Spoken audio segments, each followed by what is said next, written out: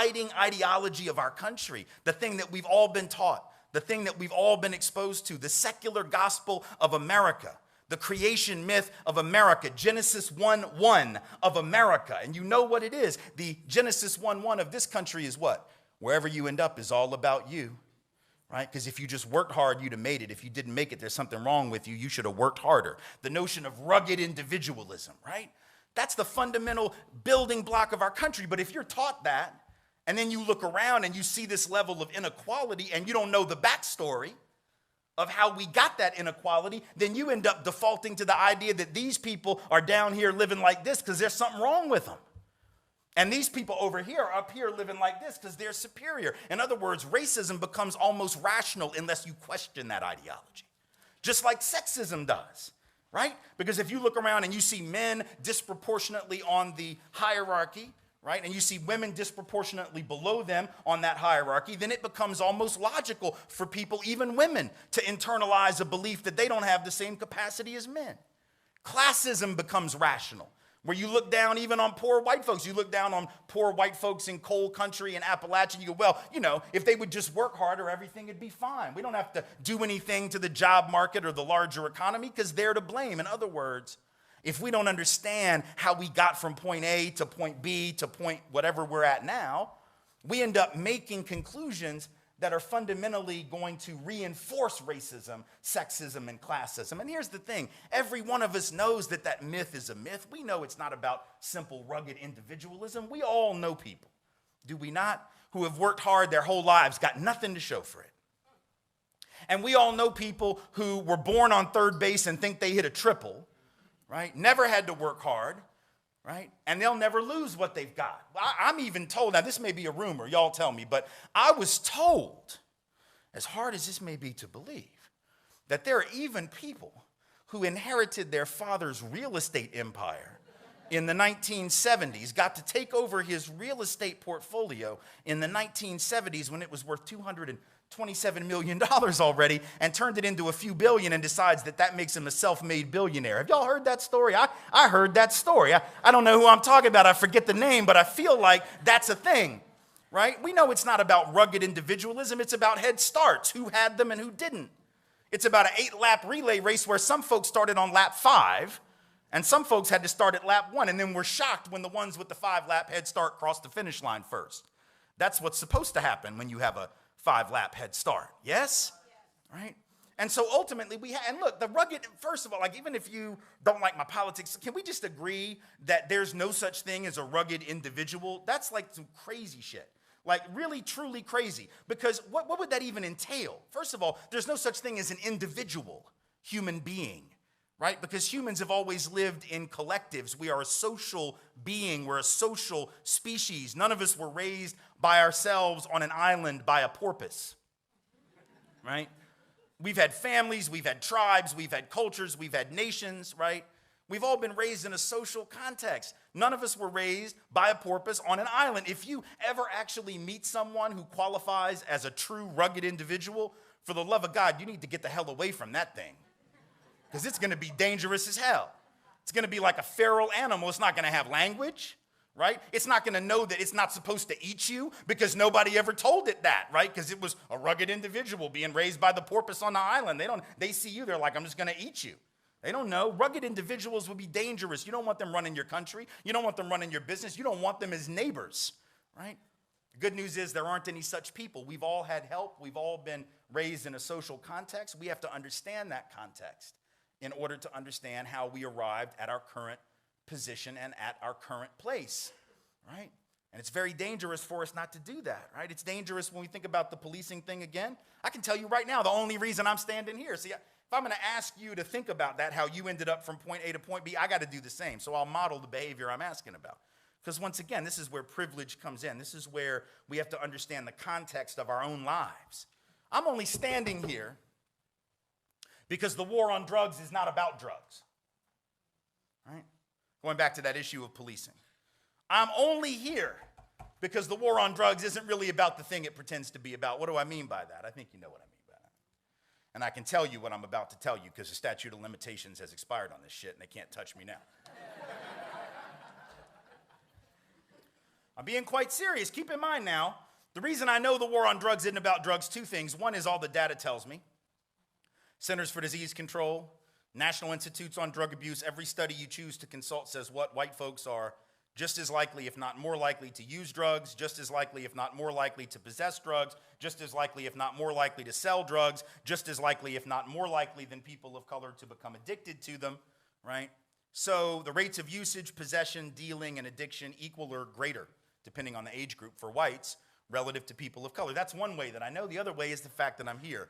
Because in April of 1988, I was headed back from a college debate tournament. I was at Tulane University in New Orleans. We went to a debate tournament in San Antonio, driving a rental car back, right? And I get stopped in Gonzales, Texas. I do not recommend this, by the way. I get stopped in Gonzales, going about 13 miles an hour over the limit. So I pull over. It's just me, my debate partner, another two-person team, and the coach. And I'm nervous, right? And I'm nervous because I know what's in the car, other than debate evidence. I know that at that moment, in the briefcase of my coach, is the following: 1.5 ounces of weed, an 8-ball of Coke, 12 sheets of acid.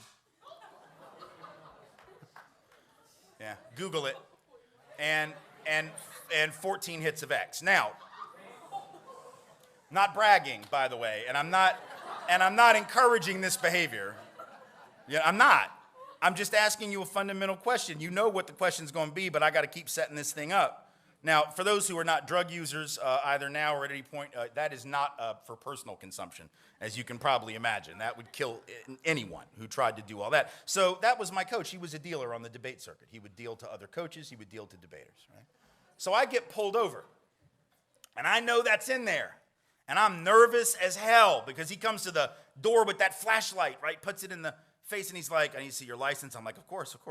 I'm looking for it. I'm looking for the damn thing. It's a wallet. It's got like 4 places it could be.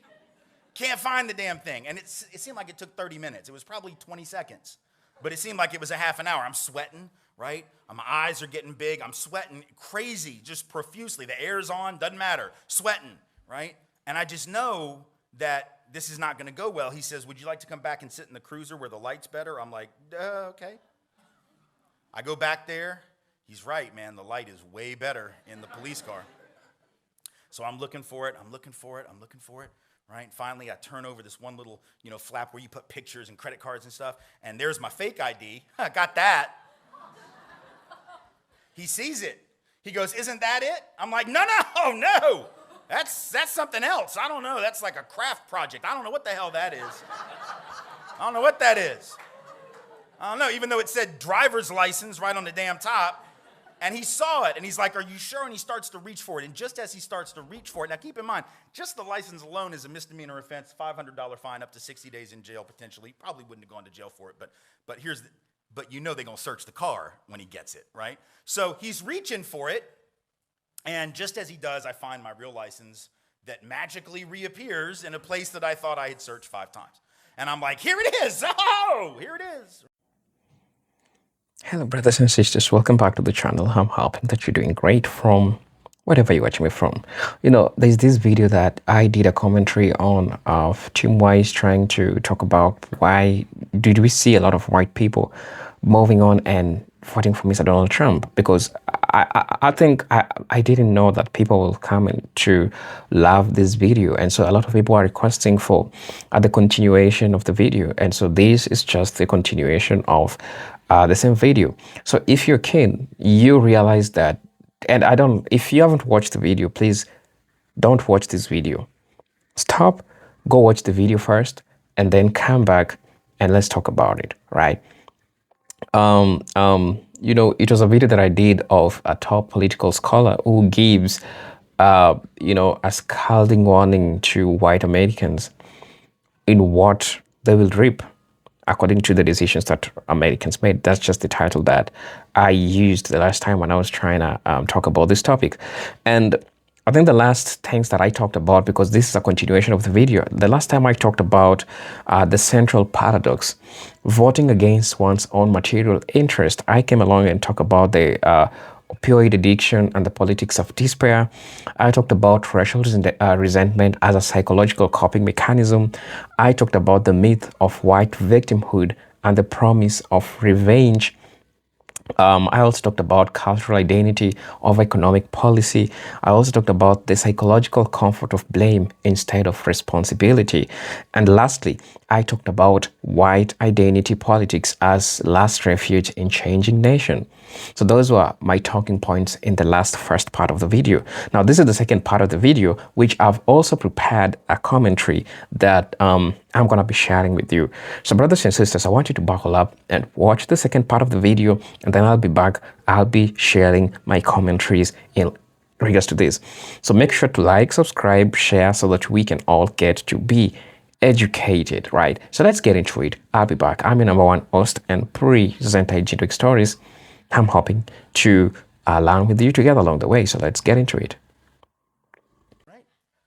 And he goes, "You sure that's it?" And he gave me a look that said he knew. He writes me a $75 ticket. He lets me go.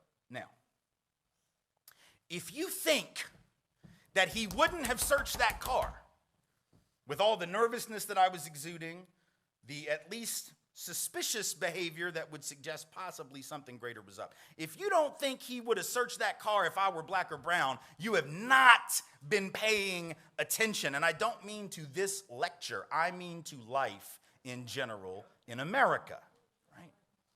So see, that doesn't take away from whatever genuine abilities I have as a speaker or as a writer or as a scholar or as a whatever, right?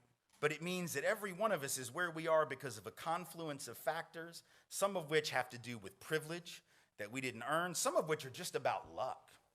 Because the other reason I'm standing here is even stranger than that one. The reason I'm really standing here is because right after I graduated from college, I got a job in Louisiana working against a white supremacist neo-Nazi former Klan leader named David Duke, who was running for the U.S. Senate and governor in Louisiana in 90 and 91.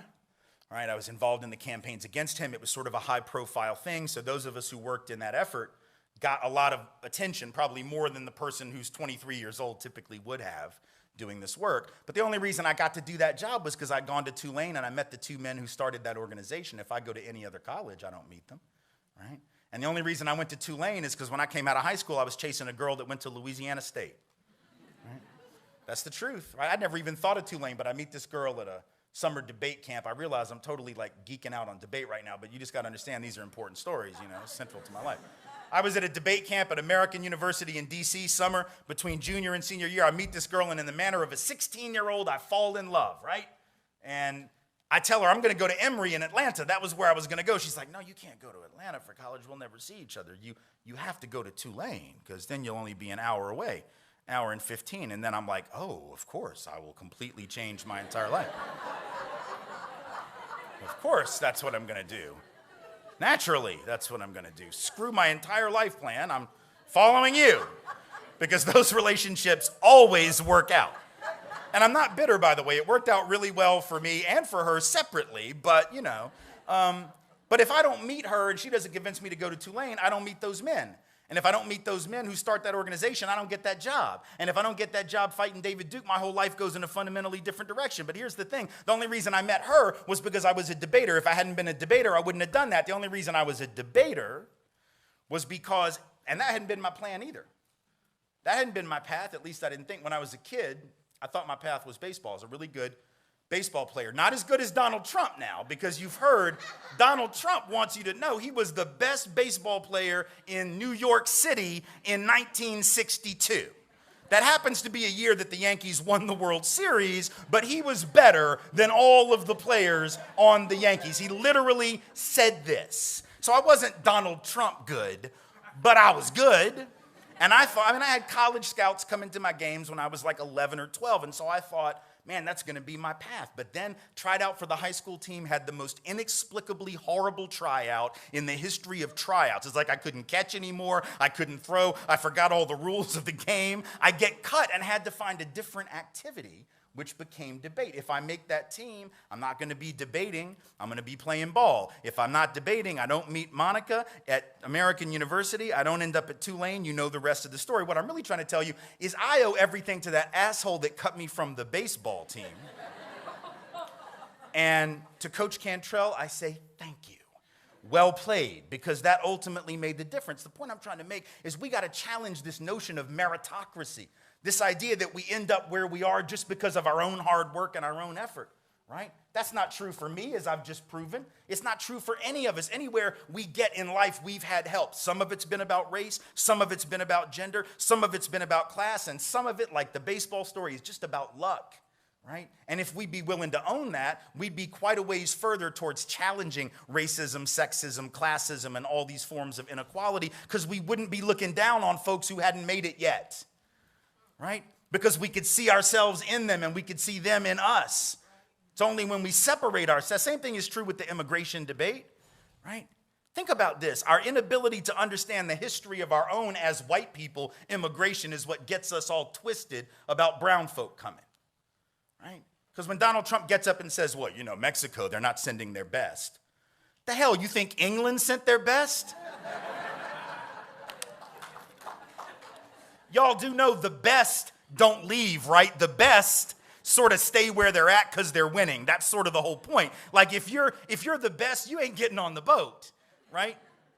I mean, the best are already, why the hell would they leave, man? They got everything they want. It's not like sometime around 1642, there's some British nobleman that gets his family together around the fireplace in the big castle and goes, all right, I've been giving this some thought, you know, and I've consulted with your mom, not much, because it's like 1642, and I don't even have to ask her damn opinion, but we've been talking about it, and I think even though, I know you like the castle, right? It's great, right? I know, it's brilliant, it's great. I know, it's fantastic. You remember last weekend we were at the King's? I know, right? You like the King's children, right? They're fabulous. I know you're out there riding on the ponies. We got all this gold. We do all these great things that rich people do in 1642. It's fantastic.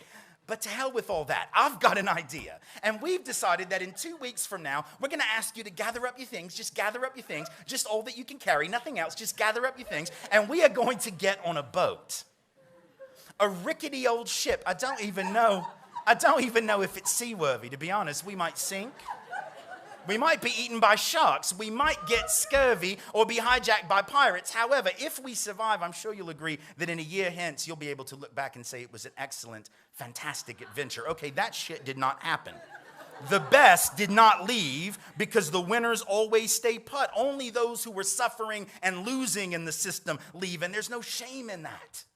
But there's no shame in it when English folk do it, and there's no shame when Mexican folk do it, and folks from Sri Lanka do it, and folks from Honduras and Guatemala do it, when folks from the continent of Africa do it. There's no shame when anybody gets up and says, I'm starting over. But see, the difference is black folks in this country know how they got here, and indigenous peoples know how they were here before, and Latinx folks, if they're in touch with the indigeneity of their heritage, also know that their people were here first. It's only European folks who apparently forgot that, as James Baldwin said, our ancestors didn't want to come either.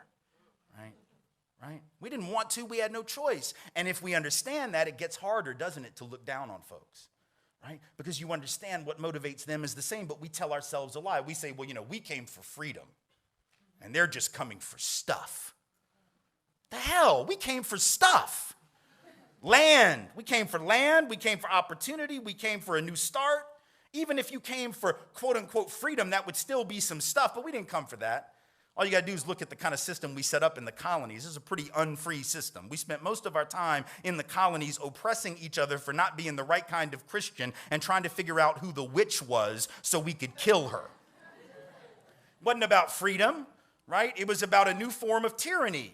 So the reality is migration is always about the search for opportunity. People don't like to move, right? Folks from Mexico don't just cross the border and come here like for shits and giggles because they got nothing else to do, right?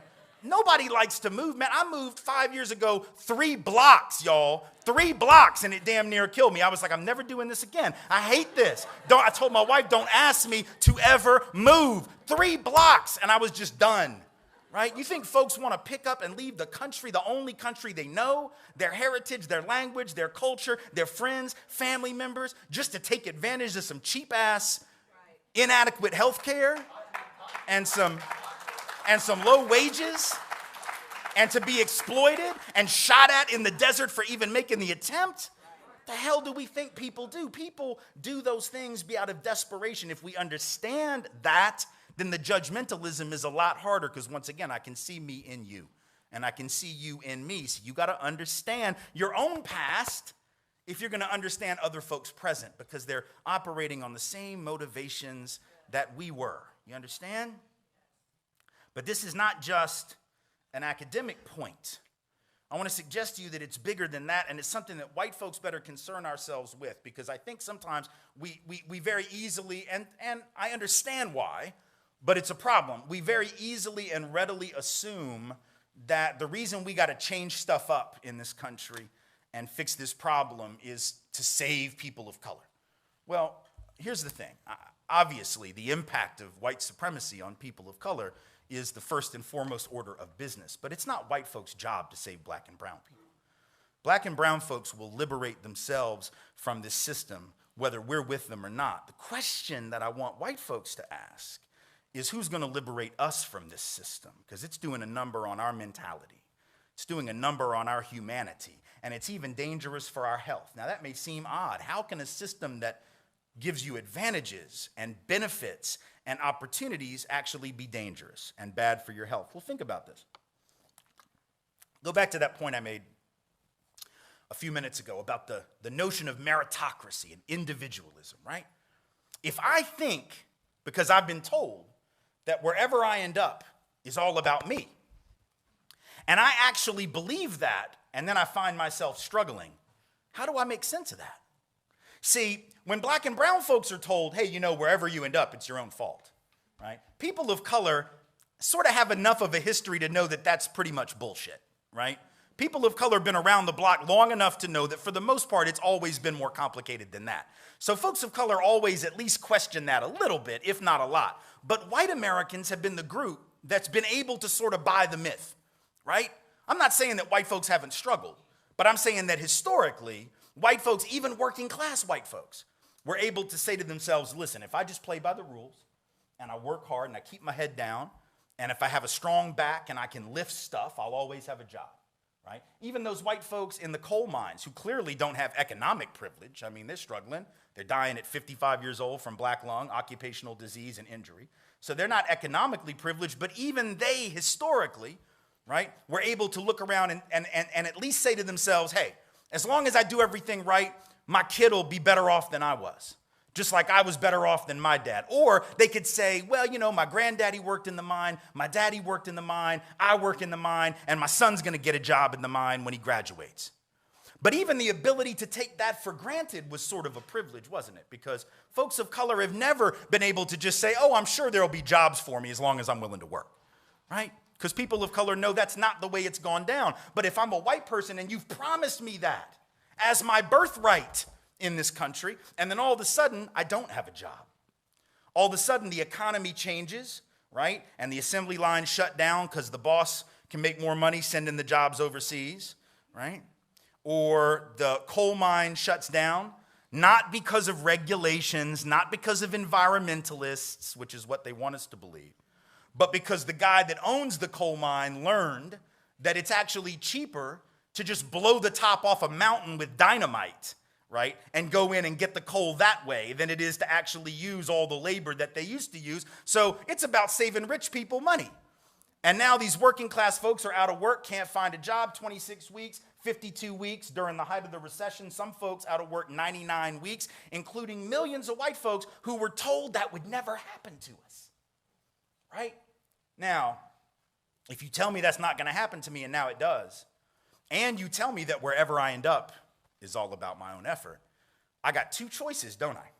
I can either start to hate myself, right, and start to think that I'm the problem, that I'm just not good enough, right, that I'm not working good enough, that maybe my work ethic isn't good enough, that maybe I'm not smart enough, that maybe I'm not committed enough, that maybe I can't support my family. But that's hard to swallow, isn't it? It's hard to take that on. So my other option is I got to displace my anger and my anxiety and my frustration onto somebody else, right? So in other words, I'm dealing with all this self-doubt and all this pain. I got to find somebody to put the pain on. And then a politician comes along, and that politician says, I can take your pain and I can tell you who's to blame for it, and it's not you. Oh yeah, when those people on that side of town are out of work, it is their fault. But when you're out of work, it's also their fault, right? So you don't have to, that whole myth of meritocracy, that doesn't apply to you. And this stuff works, man. I got an email from a young guy a couple years back, young white guy, and that was his thing. He's like, I can't find a job because blacks and Mexicans are taking all the jobs. For real, all the jobs are being taken by black folks and Mexicans. Where the hell are these jobs at? Second Life, right? Are they on Minecraft or some shit, some video game? Like, where are these jobs? Because the data tells me that black folks with a college degree are still almost twice as likely as whites with a degree to be unemployed, no matter what their major, by the way. Tells me that Latinx folks with a degree are still 50% more likely than whites with a degree to be unemployed. That Asian American and Pacific Islanders with a degree are still 23% more likely than whites with a degree to be unemployed. That our indigenous brothers and sisters with a degree are 2/3 more likely than whites with a degree to be unemployed. So wherever in the hell people of color are taking all these white jobs, they're not taking them far, right? Plus, it's sort of weird, isn't it, when people say, they took my job. Well, did you have the job already? Because if you didn't have it, it wasn't yours, you understand? Like, it's not like, I mean, I guess it'd be really wrong. Like, if the boss hired the white dude on Monday, and then on Wednesday he was like, yeah, just kidding. No, I'm giving it to the Latino guy over there. That might be a little unfair, right? I mean, I've had this job for 2 whole days, and then they, I would understand. But that's not what's happening. Plus, the dude that wrote me this email that said this about people of color taking all the jobs, like the next paragraph, his next statement out of his mouth was that black and Latino folks are lazy. All right, which is it? Because it can't be both. If you took all the jobs, I'm pretty sure you're not lazy. And if you're lazy, I'm thinking you didn't even take one job, let alone all the damn jobs. And I have this image whenever I hear this. White folks say this all the time, this victimology, where they're taking the jobs. I get this image in my head of like this white Iowa farmer, right? Wakes up at like 4:30 in the morning to milk the cows, right? Walks out to the barn, time to milk the cows, time to milk the cows, time to milk the cows. Opens up the barn, he's like, well, I'll be damned. These cows have already been milked. Who took my job? And then Andre shoots up from behind the barn and goes, it's me, Andre from Detroit. I took that shit. The hell do we think is happening in this country? That is not a thing. That is not a thing, right? But the thing is, if you have a politician that swears by that, and if you're in enough pain, right, you'll believe anything. You can put the blame on, you say we build a wall down here, everything will be fine. Really? You think that's how capitalism works? You just build a wall and then everybody gets a big raise because the capitalists are like, oh, they figured us out. Now we got to give everybody more money. No, capital will always cross the border. Capital will always cross the border in search of the highest rate of return. I know the president thinks that he can shut that down with some mean tweets at 4 a.m. That if he just sends out a tweet that says, you're not moving, you're staying here, that they're going to go, oh, well, I was going to make, $12 billion extra by moving the plant to Sri Lanka, but what the hell, the president says I can't, so I guess I'll stay. That's not real. Goods will always cross borders in search of the highest price, right? So if you got capital mobility and you've got goods mobility, but you don't have labor mobility, what happens? You actually rig the game against working people. Because if workers can't go where they get the highest wage, that hurts all working people, see? But we don't think about that, or we don't think about how we got in this political moment. The thing that's so important to understand about Trumpism, not Trump, Trumpism, is that it's really not a new thing. It's really not. Because the whole history of this country is the history of what we just saw happen. Keep hearing people say, we can't normalize Trump. We can't normalize Trump. Well, there are a lot of things that aren't necessarily normal and typical about Donald Trump and his rhetoric and some of the stuff he does. But there's other things that are excruciatingly normal, right? That have been typical and going on for a really long time, right? Because if you had to sum up the history of this country in one sentence, with regard to race and class, you know what that sentence would be? That sentence would be that the history of America is the history of rich white men telling not rich white people that their enemies are black and brown. That the history of America is the history of rich white men telling not rich white people that their enemies are black and brown. It starts in the colonies when there were no white people yet. And you may think, that's a weird thing to say. What do you mean? Well, I mean, there were Europeans. We didn't call ourselves white. We hadn't come up with that term yet. We didn't have this pan-European identity, right? We hated each other. We spent most of history killing each other. The English hated the Irish and vice versa. Northern Italians didn't even think Southern Italians were Italian. The Germans hated everybody, and everybody hated their ass right back. There was no white race, and then in the colonies, all of a sudden there is. What happened to justify the creation of this thing? Well, nothing really, except that the elite in the colonies could look around mid-1600s, and they could count. And when they counted, what they saw was that they were way outnumbered. You take all the African enslaved folks, the European indentured servants who were just one level above slavery, and you take the other piss-poor Europeans who aren't technically indentured, but they might as well be. They're peasants. They don't have anything. And you put them all together, in most of the colonial period, they outnumbered the rich by 10 to 1, 15, 20, 30 to 1, had a handful of people that owned all the wealth, sort of like today.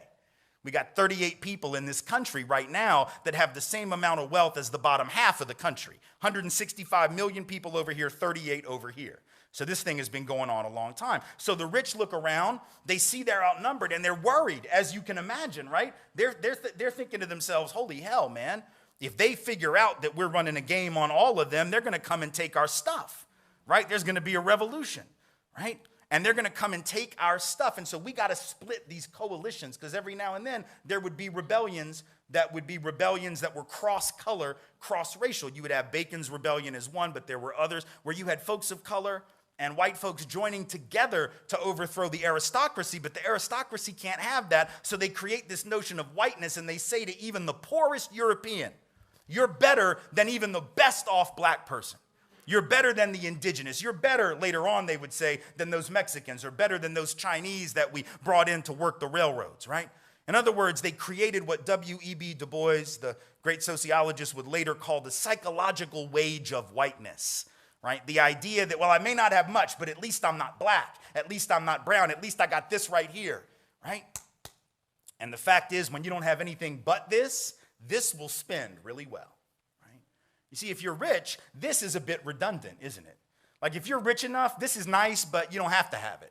But if you're poor and you don't have anything else, this is the coin of the realm, and you will cash that check. And so all of a sudden, these white folks who were given the right to vote, at least if they were men, right? And they were able to own land, not much, but a little. And what they do, they put the men on the slave patrol to help keep black folks in line, see? Gave them a taste of power, not real power. They still didn't run the show. They still didn't make the laws. They still didn't own the bulk of the land, but they were riding around on a horse with a gun and a badge, and it made them feel big, made them feel strong, made them feel like they had a stake in this thing called whiteness, and those rebellions stopped.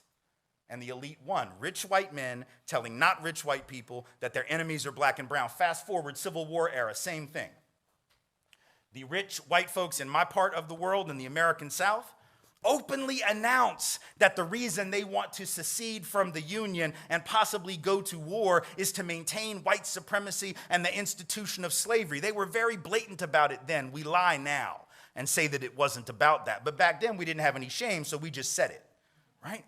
But the problem, see, was that if I tell you the reason we got to break away and go to war, and many of y'all might die, is because I need to protect my property in human beings. How do I get you to go fight for me when you don't own any human beings because you're poor? Because you do know the rich don't go to war, right? The rich don't go fight. They get poor people to do that, whether it's in the 1800s or right now. Rich people get doctors to write notes saying they have heel spurs so they can't go to Vietnam. And if you don't know who I'm talking about, you can Google that tonight and figure that one out for yourself. Right? Rich folks never go fight. They get poor people to do it. So think about what a trick that was. If I just told you the reason we got to go to war is so I can keep my slaves, and you're a poor white person, doesn't even own any, why would you go fight for my stuff? Right? You would, because I come to you and I tell you, man, if they get free, they're going to take your job. They're going to displace you. No, fool. They already displaced you. That's the point, because if you're white and you got to charge $1 a day to work on that farm, and the guy that owns the farm can get the black person to do it for free because they own him or her, right? Guess who's getting the job? Free is going to get the job. So actually, poor white folks would have been better off saying to hell with all this, joining with black folks to overthrow the system of enslavement that was bidding down the wages of all working people. But the psychological wage of whiteness kicked in, and divide and conquer work. Fast forward to the 30s, labor union movement. You got white labor leaders that didn't want to integrate the union because they had swallowed it. They had bought it, right? And they were saying things like, well, we can't integrate. My God, if we bring these black folks and these Mexican folk and these Chinese folk into the union, they're going to reduce the professionalism of our craft. No, fool, they're going to double the size of your union. And that's probably really helpful when you go on strike. Right? Because when you go on strike, if you don't have them next to you on the strike line, guess who the boss is going to replace you with? The very black and brown folks that you didn't want to stand next to and work next to, right? And then you're going to blame them for taking your job, not the rich white dude who gave it away just to split y'all off of one another and divide and conquer you. And here it is again, right? 80 years later, working on immigration, same thing, telling folks the reason they don't have a job is not because of Wall Street, which I beg to remind you, was not destroyed by Mexicans, documented or not, was not destroyed by black folks, was not destroyed by peoples of color. It's just the highest SAT having white boys in the banking industry, right? These all had business degrees. Like, God, you know they got to be smart. They had high SATs. And I know people get upset when I say that they were white. They're like, that's sort of racist. It's not racist. It's descriptive, right? And if they had been black or brown, all y'all would have noticed, everybody would have noticed. If it had been black folks or brown folks that took off with $13 billion worth of other people's money, or stole it, or lost it, or squandered it, if black and brown folks lose trillion, $13 trillion, if you lose that kind of money and you're black or brown, there's not another banking job that a black or brown person is ever going to get. Not even like a teller, not even like a drive-through window, right? Just no, you're not getting these jobs. White boys destroy Wall Street, lose trillions, and the result is what? That they keep getting bonuses. They keep getting bonuses. Nobody's going into the business schools and saying, look, white guys, I know you want to be bankers, but you've proven yourself incapable of the task, and we're giving those jobs to people of color now, or perhaps some women, but of all colors, but definitely not white boys. Right? Nobody's doing that. I'm not saying they should. I'm just saying we have a different standard, right? And that's the problem. We got people looking over here at the problem rather than over here where the problem is, because for 400 plus years, we've been told that the enemy was black and brown. That divide and conquer is not new, but it keeps working, and we have to push back against it, because if I don't push back against it and I'm a white person and I internalize all that shame when I'm struggling, my only options are either to scapegoat somebody else, which means the problem doesn't get solved, right? And I'm still going to be hurting. Or the other option is I can destroy myself. And y'all know some folks are doing that because you've heard about the opioid crisis, right? They keep talking about this. These white folks in small town America that are getting hooked on Oxy, and then the Oxy, is not strong enough, so they're getting street heroin. It's interesting that we call this a crisis, and we have all this sympathy for it, because there was an opioid crisis in the 70s, mostly headquartered and located in black and brown poor communities, and we did not call it a crisis. We did not counsel rehab, education, and treatment. We counseled prison. We called people junkies, and we locked them away. And the same thing is true when the crack epidemic hits in the 1980s and 90s. We call people addicts, and we lock them away and punish them, not give them rehab. So all of a sudden, white folks, salt of the earth, white people in rural America are getting hooked. We're like, oh my God, we got to help these people. About damn time we have that attitude. About that time that we believe that, right? But here's the thing that's interesting about the opioid crisis and is related to the point I'm trying to make, right? Think about this. There was a study that came out shortly after the election. They were doing these studies to figure out what were the factors that were most highly correlated with Trump's support. And there were a lot of them, and they're hard to sort of disentangle. Sometimes they interact with each other. But one of the most highly correlated factors at the community level with Trump's support, at the county by county level, was the level of opioid addiction in that county. The more people addicted to opiates, the more white folks in particular addicted to opiates, the higher the level for Trump. Now, please don't misunderstand. I'm not saying that you had to be high to vote for Donald Trump. That's not actually my argument. though it's a fascinating sociological query that the academics in the room might want to engage. Whatever, good luck with that research. That's not my point. My point is that what is an opiate? Think about it. What is an opiate?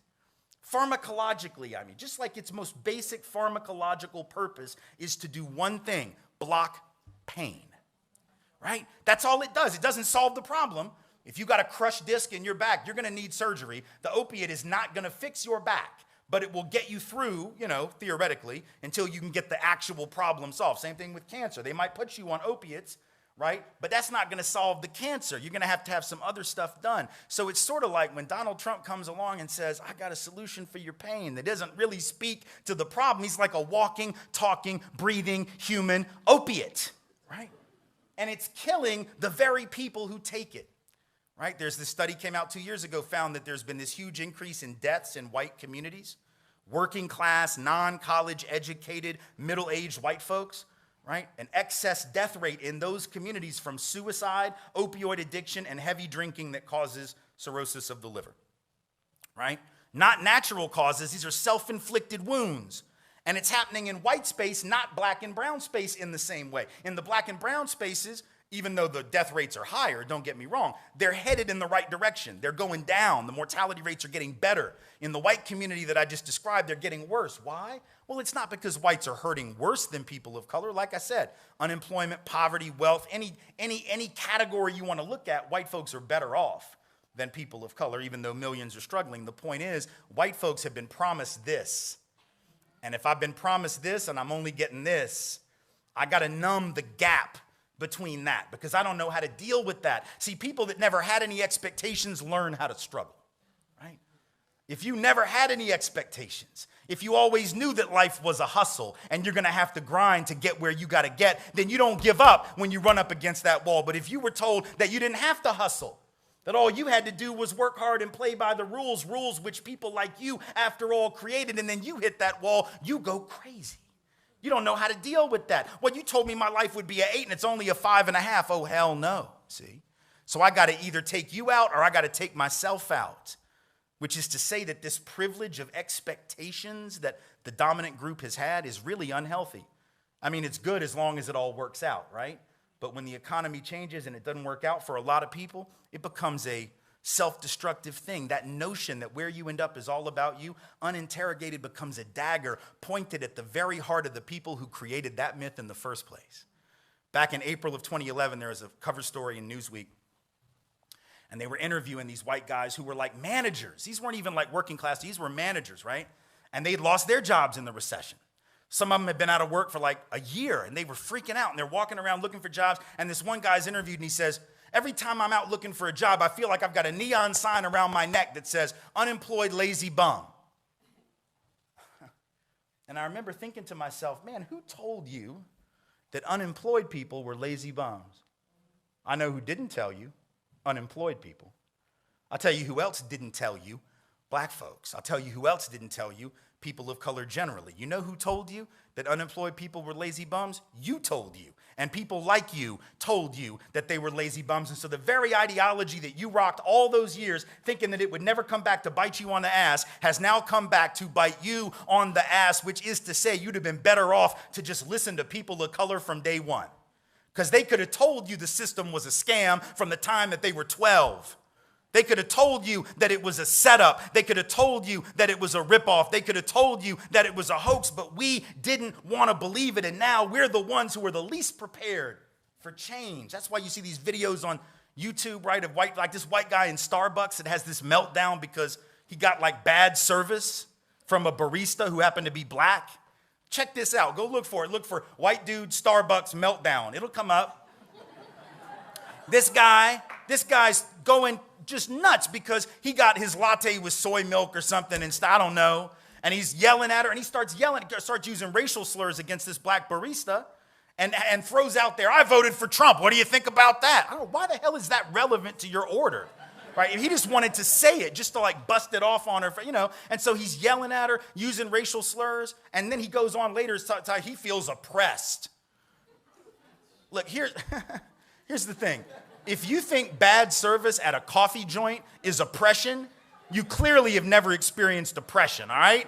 If you think that bad service at the Starbucks is being oppressed, you've just proven white privilege. I don't even have to give my damn talks. I could just come up, show you that clip and be like, that shit right there, that's what I'm talking about, right? But this obliviousness is dangerous, right? Because that dude's having an existential crisis precisely because he's never had to come up against the idea that maybe his life wasn't going to work out quite the way he thought it was. See, James Baldwin had something to say about this too, and I'll close with it, and then I'll take some questions. Baldwin said, he was talking now, this time, first quote was about white folks. This next one's about black and brown folks, specifically African-American folks, but I think it applies to people of color generally in a system of white supremacy like ours.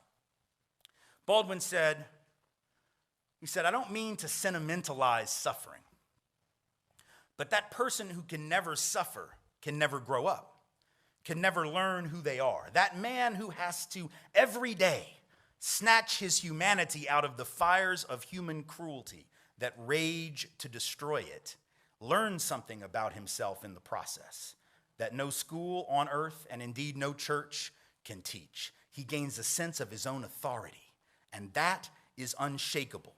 Because in order to save his life, he is constantly having to look at the meaning behind the words, to read between the lines. And he goes on to say, when one is constantly having to survive the worst that life can bring, one eventually ceases to be afraid of the worst that life can bring.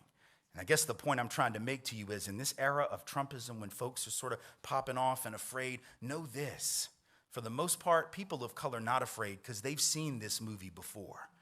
And they are not the ones who were losing their minds at the threat posed by Trumpism. It's those of us who weren't ready. People of color have been trying to tell us for hundreds of years, hold the mirror up to our face and tell us that we have been lying not only to them but to ourselves. And only now are some of us beginning to believe it. For the love of God, let us start listening to those persons of color. Let us join with them, whether it is in the streets, whether it is in the classroom, or whether it is at the ballot box. Thank you all so much for being here. I appreciate it.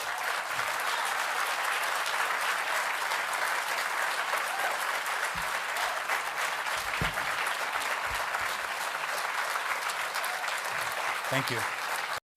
Hello brothers and sisters, welcome back to the channel. I hope you've heard the entire video. Now that's the full video that I've shared with you. If you watched the first and now you're watching the second part, welcome to the channel. This is your host again and presenter Jinduk Stories. Now, I said that I'm going to be talking about some talking points that Dr. Tim Wise tried to emphasize on that I think it's important. First, I'm going to be talking about the collapse of white social contract and turn to the authoritarianism. Now, this is a major insight that Tim Wise emphasizes that many white Americans turned to Trump because of unwritten white social contract, which had collapsed. For centuries, whiteness guaranteed certain social advantages, that's access to good jobs, stable communities, cultural centrality. But globalization, automation, loss of manufacturing, and economic restructure dismantled these guarantees. White Americans who were taught that success was their birthright felt betrayed by the very system that previously rewarded them. This betrayal paved the way for an authoritarian figure like Trump, who promised to restore the old racial order by force, rather than address the real structural problems. Instead of confronting capitalism or corporate greed, many white voters embraced Trump's strongman persona as a way to reclaim a sense of order and control. Supporting authoritarianism became a psychological substitute for economic security. Also, this looming fear of losing relative privilege and not absolute quality of life. Now, Dr. Tim Wise argues that white backlash politics is less about real decline and more about relative decline. Many white Trump voters were not necessarily failing economically, but instead, they were threatened by the rising success of non-white groups. Studies show that white people often perceive equality as oppression because they mistake privilege for normality. When black or brown people gain rights, visibility, or political power, some whites view this as a zero-sum loss. Trump exploited this insecurity masterfully. He framed diversity, immigration, and multiculturalism as threats to white status. Even if whites were materially stable, they feared losing symbolic power, cultural dominance, and automatic social preference. Thus, they voted for Trump not to improve their lives, but to slow the progress of others. Their political choices were driven by anxiety, status anxiety, rather than material needs. I'm also going to be talking about the rural identity crisis and politics of resentment. Tim Wise highlights a growing rural identity crisis. Rural white communities once dominated American culturally, economically, and politically. But as the nation urbanized, these communities became increasingly isolated, economically stagnant, and culturally outdated. The opioid crisis ravaged rural areas while political influence shifted towards cities. And these produced a deep resentment towards urban elites, academics, cosmopoliticians, culture, and cultural population groups that seemed to be flourishing while rural Americans decayed. Trump tapped into this resentment by positioning himself as the defender of the real Americans, even though he was a billionaire from New York. This emotional narrative resonated deeply. Trump represented revenge against a world that had abandoned them. Voting became less about policy and more about expressing rage at the perceived decline and irrelevance. Another factor that Tim Wise stresses is the powerful influence of right-wing media ecosystem, Fox News, talk radio, evangelical networks, and all these conspiracy channels, which consistently feed white audiences a carefully curated diet of fear, anger, and racial paranoia. These outlets frame America as under siege by immigrants, Muslims, black activists, feminists, LGBTQ people, and liberal elites. For many white voters already dealing with anxiety, addiction, and economic instability, this media ecosystem becomes an emotional anchor, telling them who to fear, who to blame, and who to follow. Trump did not create this fear. He amplified it and weaponized it. When people are overwhelmed with fear, they don't vote rationally, they vote tribally. As a result, even harmful policies appear acceptable if they are perceived as protecting whiteness from emerging threats. I would like to address the emotional appeal of nostalgia for an imagined past that wasn't even there. The question was, make America great again, right? Was America great? And that's, I feel like it's a nostalgia of an imagined past. Tim Wise notes that Trump's slogan, Make America Great Again, was a powerful precisely because it tapped into mythologized, racially sanitized version of American history, a fantasy of the 1950s where white men dominated society, wages were high, and minorities knew their place. This nostalgia was not it was not based on reality. It was based on psychological projection. Many white Trump voters longed for the world that never truly existed, but their parents and grandparents idealized. In times of crisis, nostalgia became a comforting narrative, a way to escape the complexity of modern society and cling to an imagined golden age. Trump promised a resurrection to resurrect this past, even though doing so will harm the entire country. In the grip of nostalgia, voters value emotional comfort over realistic policies. They vote for memory, not a future.